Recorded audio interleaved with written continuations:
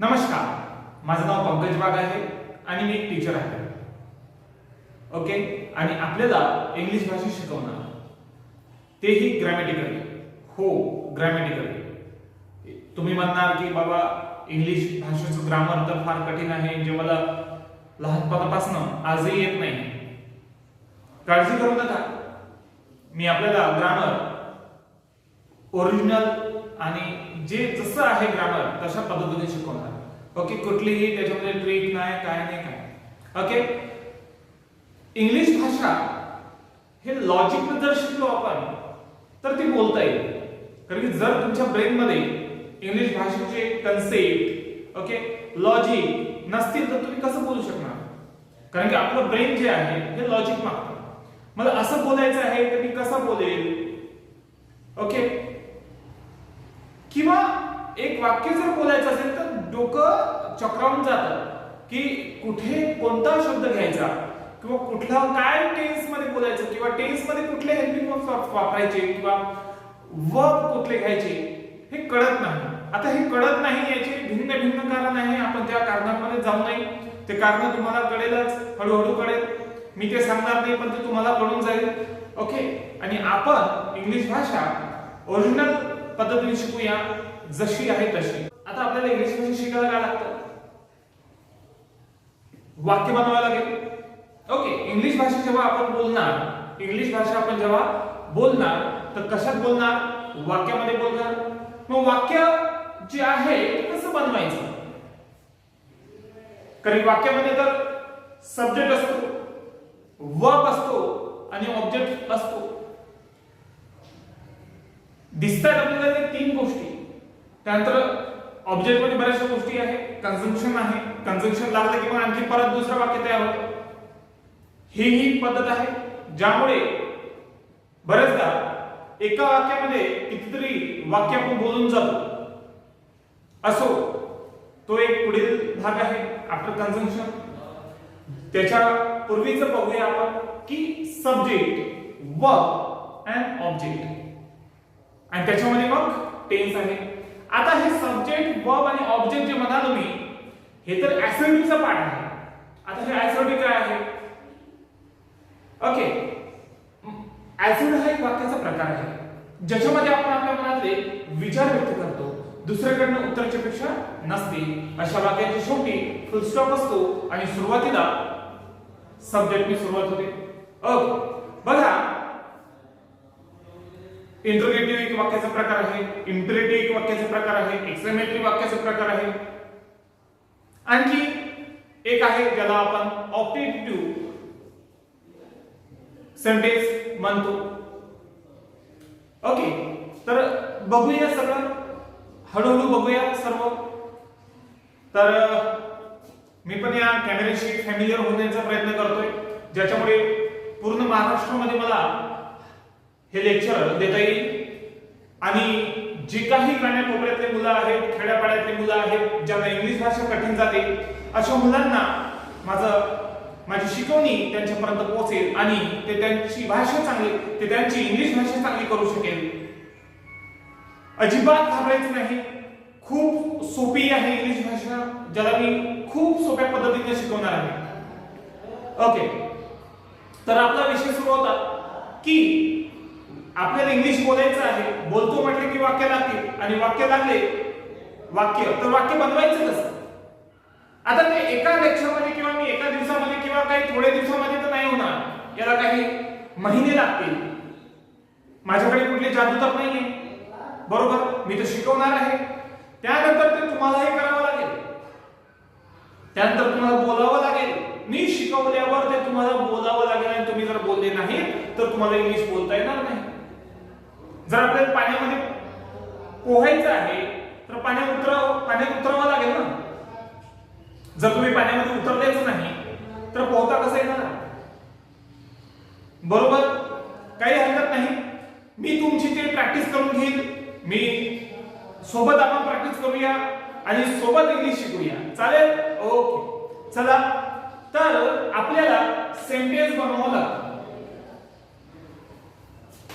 माझी कुठलीही स्क्रिप्ट नाही आहे की ज्या आधारावर मी तुमच्याशी बोलेल. कारण की ते तसं करणं शक्य नाही आहे. ओके, तर माझी जी पद्धत आहे शिकवण्याची, ज्या पद्धतीने मी क्लासमध्ये शिकवतो, same as it is I will teach you.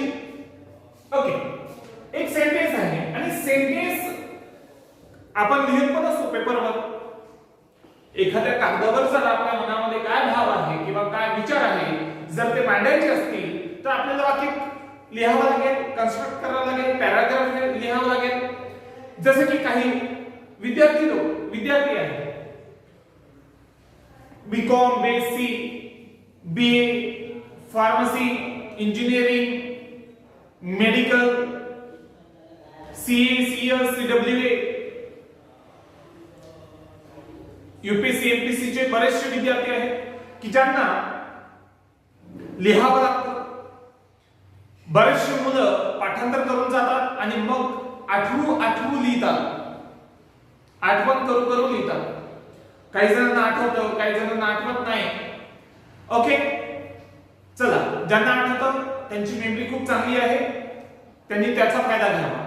Okay, आणि ज्यांना आठवत नाही त्यांच्यासाठी मी आहे.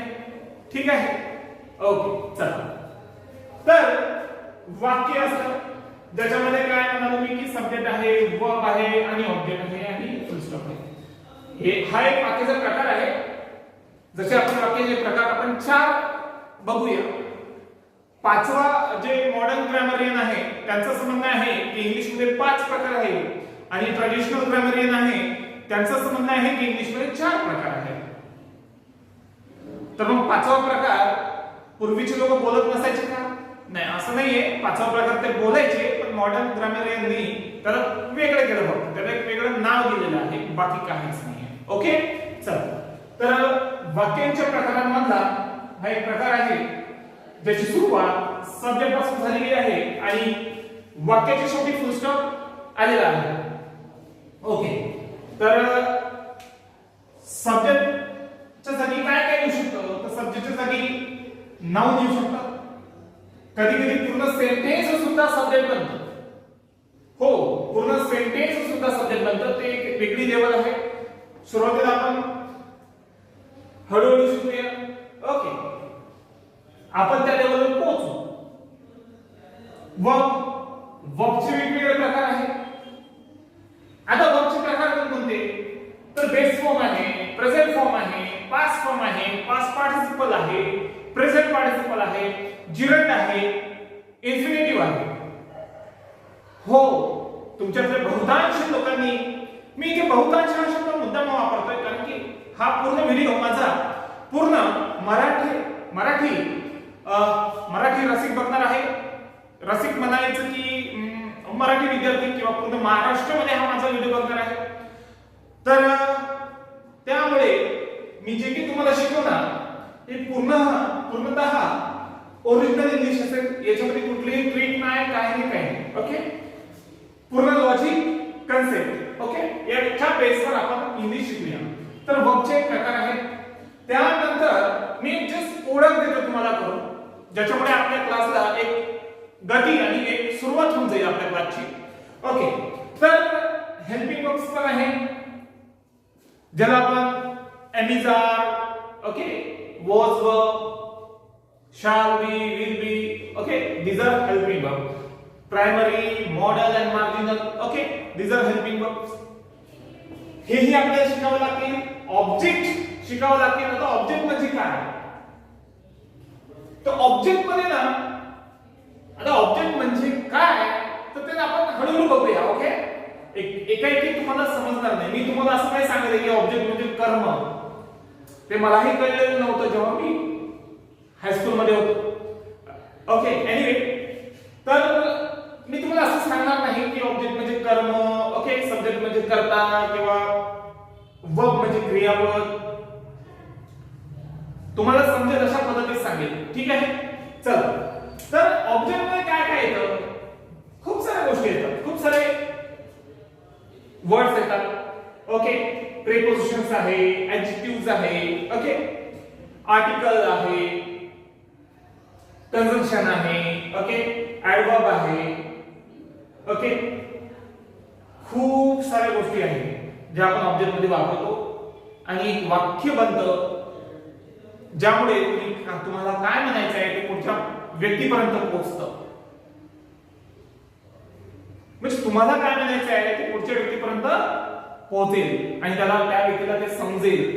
जर तुम्हाला कुठला शब्द कुठे वापरायचा हे जर कळलं नाही तर गुंतगुंत झाल्याशिवाय राहत नाही. ओके, तर आपण ती गुंतगुंत सोडवूया ज्यामुळे आपण चांगल्या पद्धतीने इंग्लिश बोलू शकाल, वाचू शकाल, म्हणजे वाचल्यानंतर ते समजू शकाल आणि तुमच्या मनातले भाव व्यक्त करू शकाल. ओके, तर आपण या गोष्टीला हळूहळू शिकणारच आहोत. माझ्या पद्धतीने जर गेलो आपण तर इंग्लिश ही चांगल्या पद्धतीने आपल्याला शिकता येईल. ओके, तर आपण काही गोष्टी ऑब्जेक्ट मधल्या सुरुवातीला शिकून घेऊ ज्यामुळे आपल्याला वाक्य बनवायला सोपी जाईल, एक चांगली मदत होईल. जेणेकरून आपण जेव्हा टेन्स शिकू तेव्हा आपल्याला ऑब्जेक्ट मध्ये काही ना काहीतरी आपल्याला वापरता येईल ज्यामुळे आपण एक वाक्य बनवू शकू आणि आपल्याला काय म्हणायचं आहे ते पुढच्या व्यक्तीपर्यंत चांगल्या पद्धतीने पोहोचेल. ओके, तर यामध्ये जसे की आर्टिकल्स आहे, आर्टिकलचा मी एक व्हिडिओ आपल्या YouTube चॅनलवर टाकलेला आहे. काही 3 पार्ट्स आहे आर्टिकलचे, ते तुम्ही बघून घ्या. जर काही तुम्हाला समजलं नाही किंवा तुम्हाला आणखी जाणून घ्यायची इच्छा असेल तर मला कळवा, म्हणजे कमेंट्स बॉक्स मध्ये मला तिथे सांगा, कमेंट्स करा. ओके, तर आर्टिकल्स आहे, प्रीपोजिशन्स आहे, प्रीपोजिशन आहे. ओके, ऍडवर्ब आहे, ऍडजेक्टिव्ह आहे. खूप सारे अशा गोष्टी आहे, असे कन्सेप्ट आहे, असे टॉपिक आहेत जे आपल्याला शिकणं गरजेचं आहे. ओके, त्यानंतर आपण जेव्हा टेन्स शिकणार त्याच्यामध्ये आपल्याला ते वापरता येईल. नाहीतर असं होईल की आपल्याला फक्त टेन्स येईल आणि या गोष्टी येणारच नाही. असं होऊ नये म्हणून एका लेवल पर्यंत मी तुम्हाला काही गोष्टी सांगेल आणि हळूहळू मग जसं जसं आपण शिकत जाऊ तसं काही आणखी हळूहळू आपण त्या गोष्टी शिकत जाऊ. ओके, तर चला आज आपण प्रेपोजिशन हा टॉपिक शिकणार आहोत.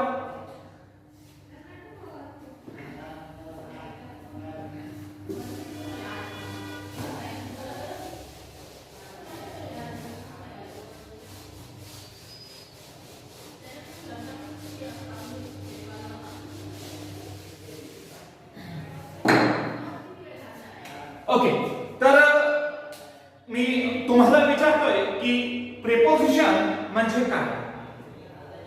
ठीक आहे, ज्यांना सांगता आलं फार चांगली गोष्ट झाली आणि ज्यांना नाही सांगता आलं त्यांना मी समजून सांगतो.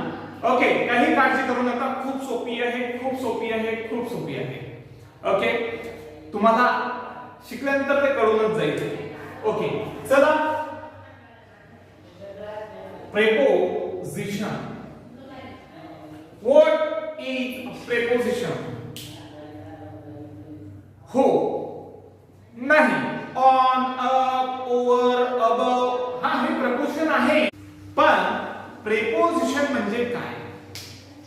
तर preposition shows a relationship. What? Preposition shows a relation. आता रिलेशनशिप म्हटलं म्हणजे काय, तर रिलेशनशिप म्हणजे संबंध. बघा, हा जो व्हिडिओ आहे हे जे माझं लेक्चर आहे, लेक्चर म्हणा किंवा माझी शिकवणी, हे महाराष्ट्रातील कानाकोपऱ्यामध्ये जे काही मुलं राहतात, खेड्यापाड्यामध्ये राहतात किंवा शहरामध्ये राहतात, प्रत्येकासाठी हा व्हिडिओ आहे आणि त्या अनुषंगाने मी तुम्हाला शिकवणार आहे. ओके, तर बघा रिलेशनशिप म्हणजे काय. जर माझा हा व्हिडिओ एखादा 6व्या वर्गातला मुलगा बघत असेल किंवा 5व्या वर्गातला मुलगा बघत असेल त्याला सुद्धा हा व्हिडिओ समजायला हवा. ओके, तर रिलेशनशिप म्हणजे काय तर संबंध. संबंध म्हणजे काय तर नातं.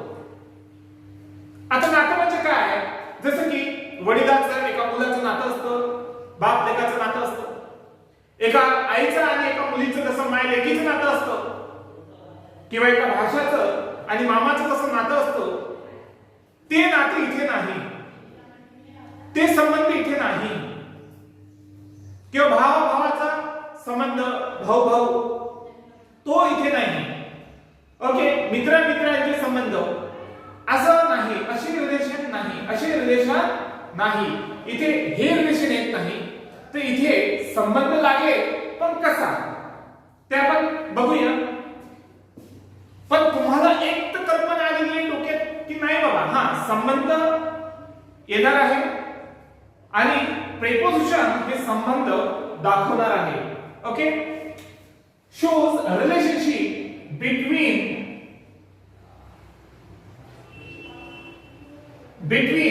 म्हणजे काय तर दोघांमध्ये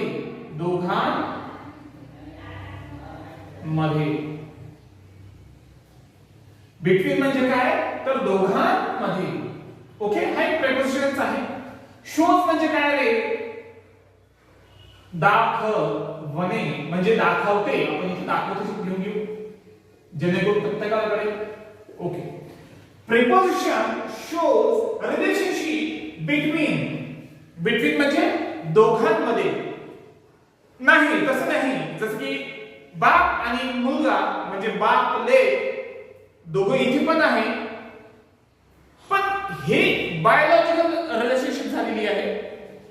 पण आपण इंग्लिशचे ग्रामर शिकतोय, त्यामुळे आपण इंग्लिश मध्ये कशा पद्धतीने संबंध दाखवते कोण प्रेपोजिशन ते आपण बघूया. Okay, between noun and noun, between noun and noun. आणि आणखी बघा, नाउन अँड प्रोनाउन.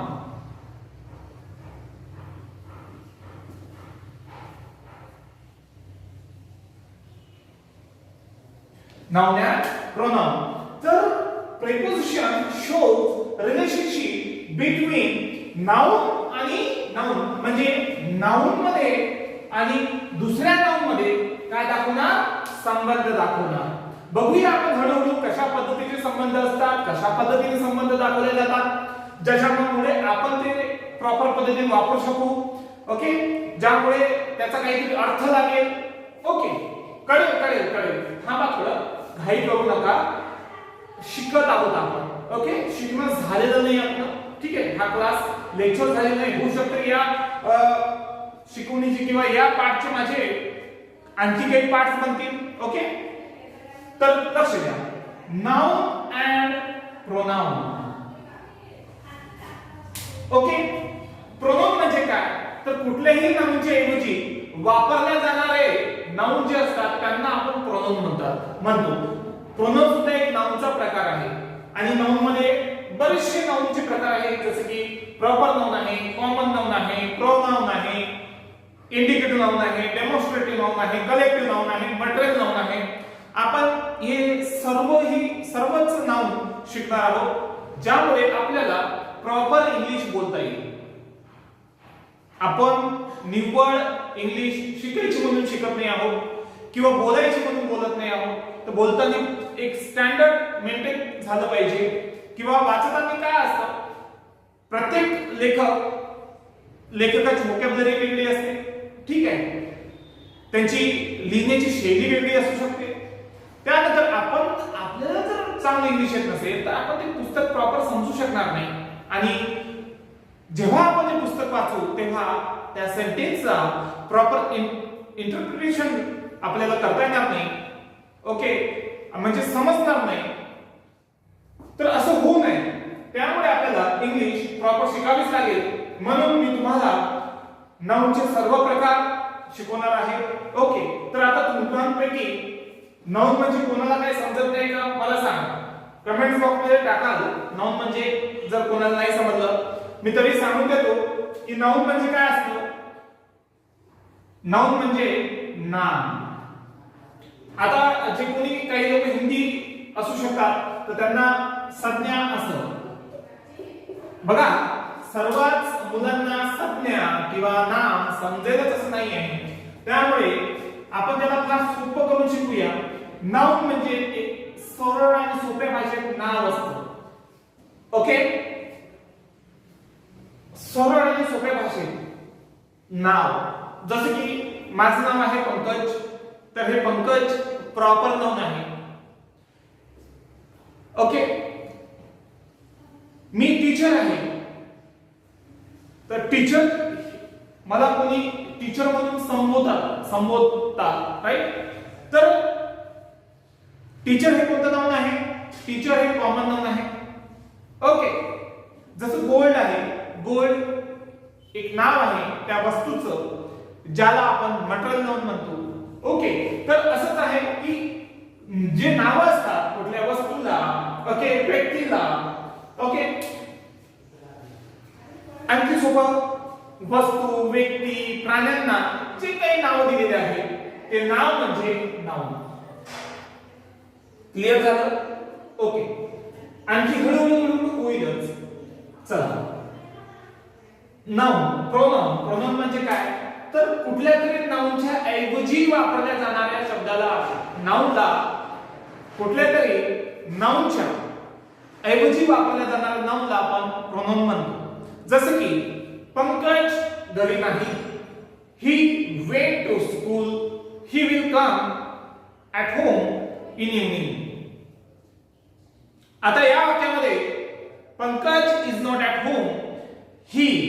ही म्हणजे कोण? ही म्हणजे Pankaj. Okay, he went to school, he will come at home in evening. He will come, he म्हणजे कोण? तर ही म्हणजे पंकज. समजलं का? म्हणजे पंकज हे नाव वारंवार वापरावं लागू नये. ओके, त्यासाठी आपण इथे प्रोनाउनचा वापर केलेला आहे. बघा, मला वेळ लागत असेल असं जर वाटत असेल तर लागू द्या, काही हरकत नाही, पण समजणं फार महत्वाचं आहे. आता हा माझा एक्सपिरियन्स फार काही खूप जास्त नाही आहे. कॅमेऱ्याशी जो काही आहे ते मी चालू आहे, तुम्हाला दिसत आहे, मी करतोय माझं काम. आणि ज्यांना शिकायचं आहे ते नक्की शिका. सर्वांनी शिकावं अशा पद्धतीने मी हा व्हिडिओ बनवतोय. ही माझी एक सिरीज बनवतोय ज्यामुळे पूर्ण महाराष्ट्रातील लोक इंग्लिश भाषा चांगल्या पद्धतीने शिकू शकतील. ओके, तर आता मी सांगितलं की preposition shows relationship between noun and noun. आणखी नाउन अँड प्रोनाउन. तर हे मला तुम्हाला सिद्ध करावं लागेल. कशा पद्धतीने संबंध दाखवतात ते दाखवावं लागेल, जेणेकरून तुम्हाला समजेल, ज्यामुळे तुम्ही ते प्रेपोजिशन वाक्यामध्ये वापरू शकाल. ओके, आणखी प्रेपोजिशन बद्दल तुम्हाला एक गोष्ट सांगू इच्छितो की प्रेपोजिशन हे फार इम्पॉर्टंट आहे, खूपच महत्त्वाचे आहे, ज्याच्यामुळे वाक्याला अर्थ मिळतो. वाक्याला काय मिळतो? अर्थ मिळतो. वाक्यामधून काय मिळतो? अर्थबोध होतो. ज्या विद्यार्थ्यांना अर्थबोध हा शब्द समजला नसेल त्यांनी सरळ समजून घ्यावं की त्या वाक्याचं काहीतरी मिनिंग लागतं. ओके, ते एखाद्याला काय म्हणायचं आहे ते पुढच्याला नेमकं कळतं. ओके, हे या प्रेपोजिशन मुळे होतं. जर प्रेपोजिशन चुकीचं वापरलं किंवा वापरलंच नाही तर त्या वाक्याला प्रॉपर अर्थ लागणार नाही आणि पुढचा व्यक्ती त्या वाक्याला प्रॉपर पद्धतीने समजू शकणार नाही, व्यवस्थितरित्या समजू शकणार नाही. म्हणूनच प्रेपोजिशन वाक्यामध्ये खूप महत्त्वाचे आहे. ओके, चला, तर प्रेपोजिशनची जागा कुठे असते ते पण आपण शिकणार आहोत.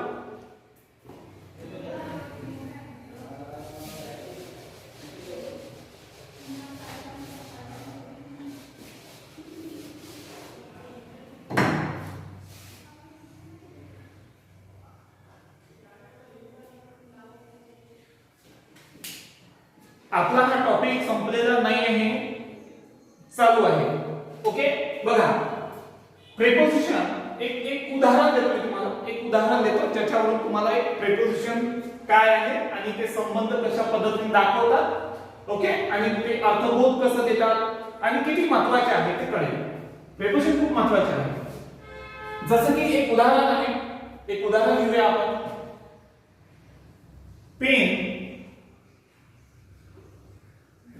पेन टेबलवर आहे.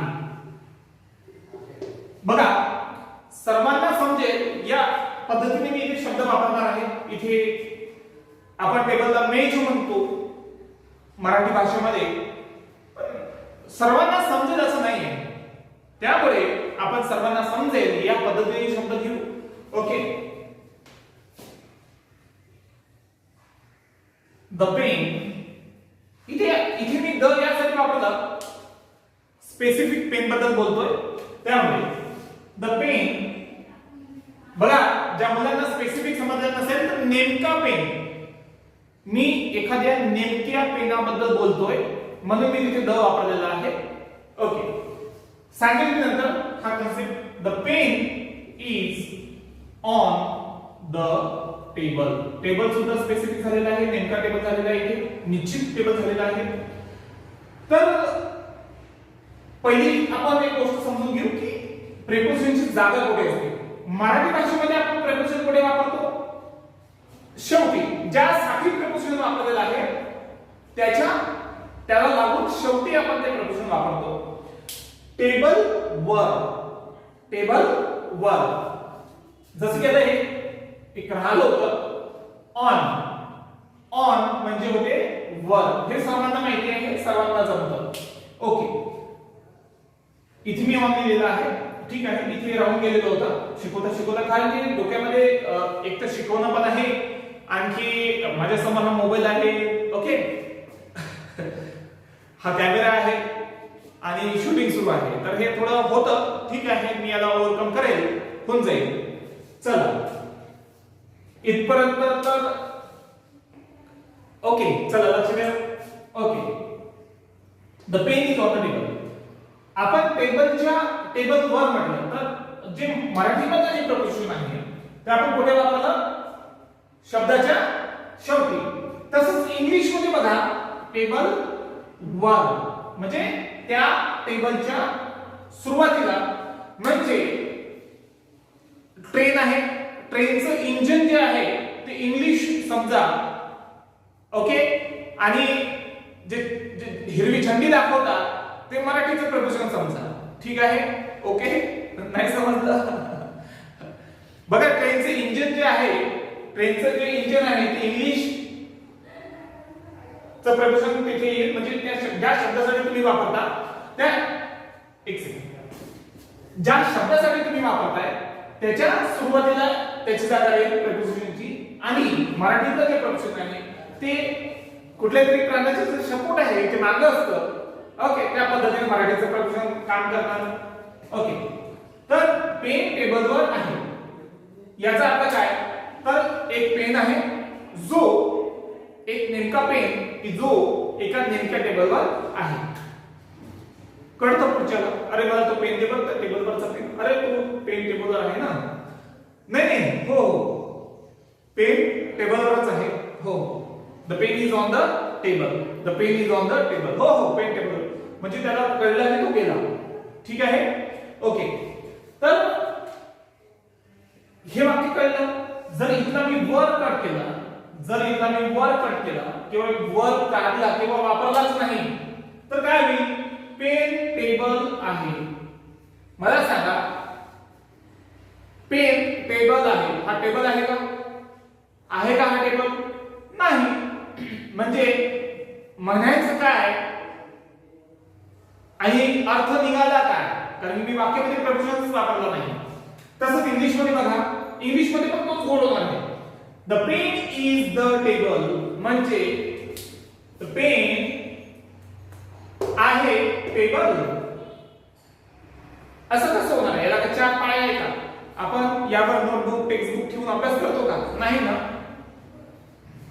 म्हणजे तुम्हाला कळलं की प्रेपोजिशन जर वाक्यामध्ये असेल तर अर्थबोध निघतो, आणि नसेल तर वाक्याला मग काय अर्थ राहत नाही, म्हणून प्रेपोजिशन हे इम्पॉर्टंट आहे, त्याच्यामुळे वाक्यामधून काय निघतो, अर्थबोध निघतो.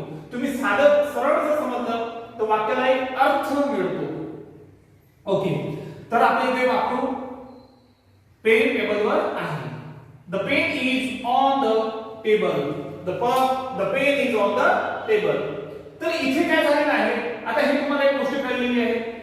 आता दुसरी गोष्ट बघा, जो माझा पहिला टॉपिक होता, म्हणजे जे मी जसं प्रेपोजिशन म्हणजे काय ते सांगत होतो त्या पद्धतीने जाऊया. Preposition shows a relationship. Preposition shows a relationship between noun and noun. आता जर तुम्ही इथे बघितलं, अ पेन, द पेन हा एक नाउन आहे आणि टेबल सुद्धा काय एक नाउन आहे. आता इथे जे द वापरलेला आहे याच्या मागे वेगळे कारण आहेत, ते आपण आर्टिकलच्या टॉपिक मध्ये समजून घेणार आहोत. नाउन. आता या पेनचा संबंध या टेबला सोबत आहे. जसं की टेबल आहे आणि या टेबलावर पेन आहे. वर, टेबल वर, वर हा संबंध दिसतोय आपल्याला इथे. टेबल वर. आलं का लक्षात? दोन वस्तू वेगवेगळ्या आहेत. होऊ शकतं पेन टेबलच्या खाली पण असू शकतो. तर पुढच्याला समजेल ना की टेबलच्या खाली आहे. The pen is under the table. आलं का लक्षात? अंडर सुद्धा काय प्रेपोजिशन आहे. म्हणजे इथे संबंध दाखवतो, याचा आणि याचा संबंध काय आहे, वर आहे. असे अनेक प्रेपोजिशन आहेत, त्यांचे संबंध दिसणार पण वेगळ्या वेगळ्या अर्थांनी त्याचे संबंध लागेल. ठीक आहे, यांचा संबंध आहे म्हणूनच the pen is on the table. Okay, तर अशा पद्धतीने या नाउनचा आणि या नाउनचा काय दाखवला इथे संबंध कोणाद्वारे, या ऑन या प्रेपोजिशन द्वारे. मला असं वाटतं की तुम्हाला, ठीक आहे, आणखी एक एक्झाम्पल देतो. बघा,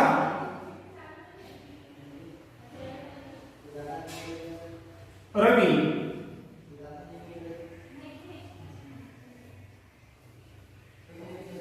आता बघा, एक खेड्यावरचा मुलगा आहे, तो शहरामध्ये शिकायला गेला, कॉलेजमध्ये इंजिनिअरिंग करायला गेला. आता त्याच्या कॉलेजमध्ये गॅदरिंग होतं आणि गॅदरिंग चाललं, समजा की 8 वाजेपर्यंत, सायंकाळच्या 8 वाजेपर्यंत ते गॅदरिंग सुरू होतं. तर सुटलं, त्याची एक फ्रेंड म्हणाली की मला घरी सोडून दे. आम्हाला ठीक आहे, चालेल, काही हरकत नाही. तर त्याच्या गावातला एक व्यक्ती त्या शहरामध्ये गेलेला होता. आता त्या व्यक्तीला हा मुलगा दिसला आणि या मुलाच्या मागे बाईकवर ती मुलगी बसलेली दिसली. आता खेड्यावरचे लोक, सर्वच नाही, काही असतात, थोडेफार असतात, ठीक आहे, सर्वच नाही, थोडेफार असतात. और ये लेका हा तो बबनचा पोरगा आहे, हा तुझ्या बापाले सांगतो. बघा, माझ्या बोलण्यामध्ये तू या बापाले सांग. ओके, हे माझं बोलणं नाहीये, त्या व्यक्तीचं बोलणं आहे. एका रिजनल भाषेमधला हा एक वाक्य आहे. प्लीज समजून घेण्याचा प्रयत्न करा. ठीक आहे, नसेल समजलं तर तुम्ही लोक मला कमेंट्स बॉक्स मध्ये सांगा की काय नाही समजलं, मी ते समजून सांगेल, एक स्पेशल त्याच्यावर व्हिडिओ बनवेल. ओके, तर हा द्या बापाला सांगतो, तो असा व्यक्ती म्हणतो. मग लावतो फोन. आता हा थोडाफार इंग्लिश बोलायचा प्रयत्न करतो. बघा कसा की your son is a girl. Your son is a girl असं म्हणेल का? मला सांगा बरं, असं म्हणेल का? म्हणजे त्याला म्हणायचं काय आहे की युअर सन म्हणजे आपण असं करू, त्याचं काहीतरी नाव घेऊ. राज एका मुली सोबत आहे. ठीक आहे, आता इथे काय झालं, इथे बघा, हा जो सोबत आहे याला आपण इंग्लिश मध्ये विथ म्हणतो. विथ म्हणजे होते सोबत. विथ म्हणजे होते सोबत. राज एका मुली सोबत आहे. पण तो जर इंग्लिश मध्ये बोलेल तर कसं बोलावं लागेल? राज इज विथ अ गर्ल. मी सांगितलं मग अशी तुम्हाला की नाउनच्या पूर्वी आपण वापरतो, ज्याच्यासाठी वापरतो, मुली सोबत, आणि मराठीतलं प्रपोजन त्या शब्दाच्या नंतर राहील, आणि इंग्लिश मध्ये ज्या शब्दासाठी ते प्रपोजन वापरायचं आहे त्याच्या पूर्वी येईल. राज इज विथ अ गर्ल. आता याने लावला फोटो, म्हणे राज एका मुलीसोबत आहे, पण याने इंग्लिश मध्ये बोलताना कसं बोलला हा की राज इज अ गर्ल. त्याने विथ हा प्रपोजन वापरलाच नाही. मग त्याच्यामध्ये काय समजा, अरे राज एक मुलगी आहे, म्हणजे समजा हे जर आपण असं केलं तर राज एक मुलगी आहे असा याचा अर्थ. राज एक मुलगी आहे. आता याची वडील विचार करायला लागले, म्हणजे आता या राजचे वडील विचार करायला लागले, घरून पोरगं गेलं आणि शहरामध्ये जाऊन पोरगी कसा काय झाला, कळलं का? असं होईल ना. म्हणजे प्रेपोजिशन किती महत्त्वाचे आहे हे इथून आपल्याला कळतं की राज इज विथ. जर इथे विथ वापरलं तर याचा अर्थ होते सोबत, म्हणजे राजचा आणि या मुलीचा संबंध काय आहे तर सोबत. ओके, राजचा आणि या मुलीचा संबंध सोबत आहे. ठीक आहे. हा, ते फ्रेंड आहे, त्याची फ्रेंडशिप आहे, तो एक संबंध आहेतच. पण आपण इंग्लिशचं ग्रामर शिकतोय रे. ठीक आहे, आपण इंग्लिशचं काय शिकतोय? ग्रामर शिकतोय. त्यामुळे इथे संबंध कोणता आहे? विथ, सोबत हा संबंध आहे या नाउनचा आणि या नाउनचा. काय दाखवलं इथे? प्रेपोजिशननी संबंध क्रिएट झालेला आहे. कोणता? विथ. तेच सांगितलं आपण की प्रेपोजिशन शोज रिलेशनशिप बिटवीन दोघांमध्ये नाउन आलं लक्षात? ओके, तर इथे आपण व्यवस्थित करून घेऊ. मुली सोबत म्हणजे अशी गडबड होईल ते एका मुली सोबत आहे. तर कळलं तुम्हाला? मला असं वाटतं की तुम्हाला हा कन्सेप्ट कळलेला आहे. ओके, तर जर तुम्हाला हा कन्सेप्ट कळला असेल तर आपण झालं तुम्ही हाच व्हिडिओ कंटिन्यू करेल किंवा एक वेगळा व्हिडिओ सेपरेट प्रपोजिशनवर बनवेल, ज्यामुळे तुम्हाला आणखी जास्त वेळ न देता थोडं थांबून आपण अभ्यास करू शकतो याचा. ठीक आहे, तर आपण आता हा कन्सेप्ट शिकलेलो आहोत. तर या पुढील जे काही लेक्चर आहे किंवा जे काही माझी शिकवणी आहे ते मी अशी कंटिन्यू करेल. ओके, तोवर नमस्कार.